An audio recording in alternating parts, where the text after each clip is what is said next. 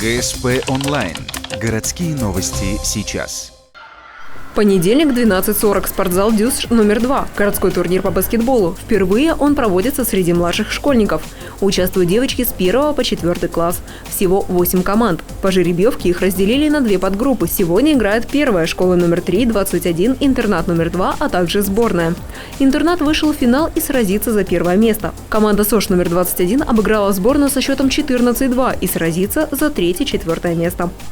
Смысл соревнований не выявить, какая школа у нас сильнейшая, да, там в Ухте по данному возрасту, а чтобы у нас большее количество девочек приняло участие, которые в перспективе занялись бы баскетболом, потому что некоторые занимаются другими видами спорта и даже не представляют, что такое баскетбол.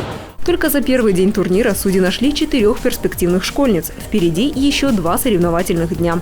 В среду состоятся финальные игры, а также торжественное награждение.